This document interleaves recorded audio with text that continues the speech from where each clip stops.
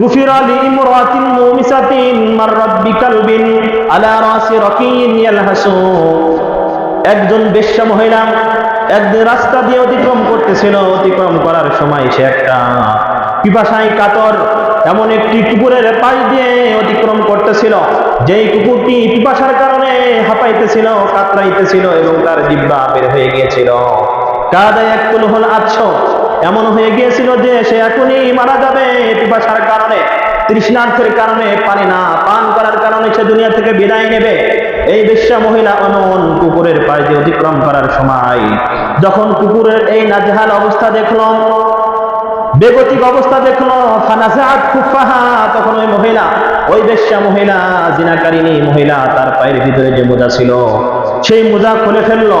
ফাআওসাকাতহু বিখিমারিহা, এরপরে সেই মোজাটিকে তার মাথার ভিতরে যে ওড়না ছিল এই ওড়নার